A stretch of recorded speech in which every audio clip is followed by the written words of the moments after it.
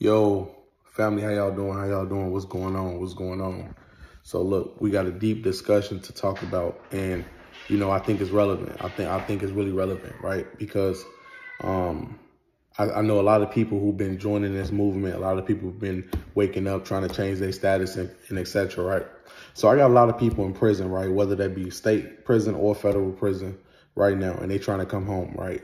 So you got many people that took plea bargains. You got many people that went to trial, and they'll contact me and say, hey, do you know any remedy for me coming home? Do you know a way where I can just file paperwork and trying to come home mysteriously, right? Now, I know a lot of you guys got misled from a lot of gurus online telling you guys file for trust and challenge them in equity and et cetera, right? But let me explain something, right? When you're dealing with court, right, there's a presumed jurisdiction. I mean, there's a presumption that they have jurisdiction over you, right? And at any time, jurisdiction can be challenged before a trial. So before a trial date actually starts, there's many ways to to bring up an argument in court. You could bring up a constitutionality argument. You could bring up a jurisdictional argument. You could bring up an equitable argument, because all of those things on the table, right? So this is why I see wrong what a lot of people do. So they will go to court and they will go to trial and they will challenge the facts. But without challenging the constitutionality or nothing or anything like that, they only receive very small or zero remedy, due to the fact that when they go to court and they file and they dispute the facts, and once they end up getting found guilty and they get sent to prison, they think the same remedies that they had before they went to trial are the same remedies that they have when they actually get locked up. But let me explain something. It doesn't work like that. Way prior to trial, number one, you cannot be getting represented by a member of the Bar Association and expect him to understand equity, to him to understand every constitutional challenge, for him to understand challenging jurisdiction. Most members of the Bar Association doesn't even function in that way. They have a limited obligation to you, and that's only to defend you when it comes to the facts. They don't defend anything else, right? And let's just say when a person gets to prison, who they never represented themselves, and they call me and they say, hey, I'm trying to figure out how can I file this paperwork to the Secretary of State? How can I do this? And I ask them one question, and they say, what is it? And I say, will you represent yourself, or are you representing yourself? They say, an attorney assigned to my case. And I say, if you're not representing yourself, I couldn't be no assistance to you, because everything that I'm going to tell you to file is going to 100% contradict what the attorneys want you to file, right? So I told you, you need to go to court and you need to exercise your Faretta rights, right? And that would be you take full control and authority over your case, right? But it just doesn't stop there, right? Because people just think they can just file for a trust and they can just get out of prison that easy. No, you have to give them specific arguments, and it has to be relevant to the United States codes, to the United States Constitution. And these arguments, when you actually present these to the Court of Appeals or the United States District Court of Appeals, it has to be logic within that arena in order to file for an appeal. So most people would just go and they'll challenge this and that, and most of the filings will be frivolous due to the fact that the argument that most people state is not within the United States codes. So the district court not understanding how you appropriating your arguments when you come about trying to get whatever remedy you're trying to get, right? And so for those who already took plea bargains, you have no remedy. You have no remedy, zero remedy at all. Because what it is when you plea out for a case, the trial court usually give you 30 days to file for an appeal. That means you can cancel your plea agreement and go back to trial and whatever facts you want to get, addressed before trial, right?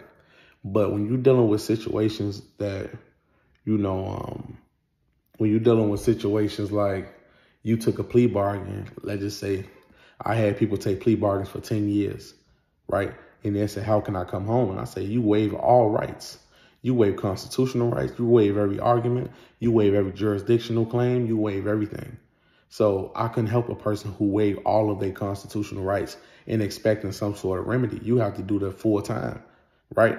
Now, for those who went to trial, is a different story, because even though they've been found guilty, even though they are in custody, the appeals, right, that take place during a case can take effect, whether you want to bring this argument up, that argument up, and the district court sees those arguments and it's placed on record, and they decide to reverse the conviction and to give you a new trial, or they decide to reverse the conviction and vacate the entire case. So many people got a misperception. They just think just filing paperwork and that's it. You stuck in a system. You stuck for right now. So this is going to be a battle, and you're going to have a long battle, and you're going to have to understand certain things, certain laws that you need to understand and recite, and not things that are frivolous. You know, when you say trust, that's a broad statement. I'm just filing on behalf of a trust, and I'm trying to claim the case. That's cool. You can make a file a bond on the case, but the case has been decided. Because remind you, prior to you going to trial, none of these things were addressed, right? That means you never back out of you actually initially going to trial. That's just like in my case, right? That's like if I say, hey, I'm going to trial. Once trial comes, it's there.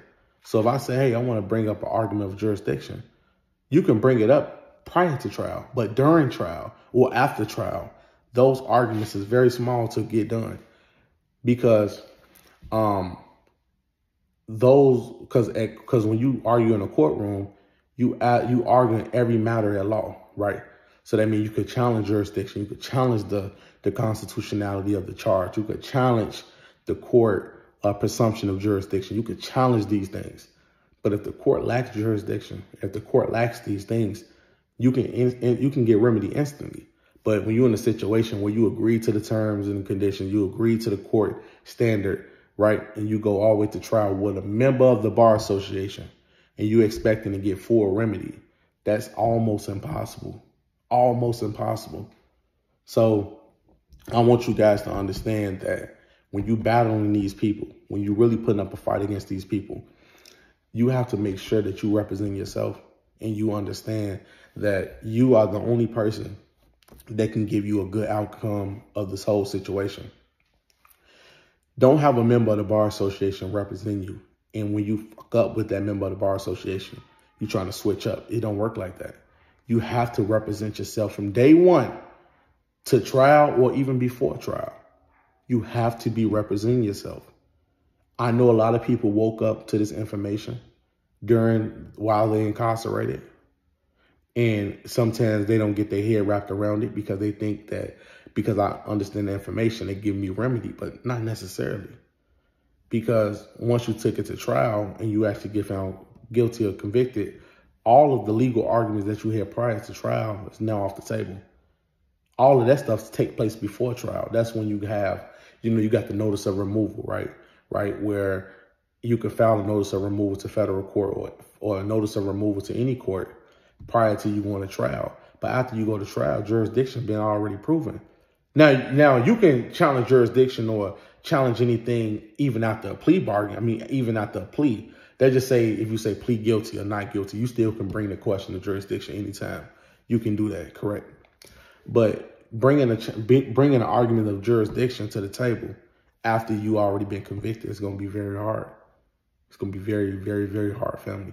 So I just want to make sure that you guys understand that it's not an easy walk in the park. It's not nothing that you can do at a snap of fingers, but there's remedy and loophole, especially for those who already went all the way to trial. They didn't plea out or nothing. Those who plea it out is done. You already waived every constitutional rights. There's no remedy. I have never, ever, ever heard of anybody getting remedy from them pleading out to a case other than good time and they come home. But if you play it out to a case, you waive all rights. And they actually state that way before you even take the time or take whatever conviction that they're going to give you. You waive every constitutional right. I hope this video helped y'all out. Thank y'all. I'm out, family. Peace and love.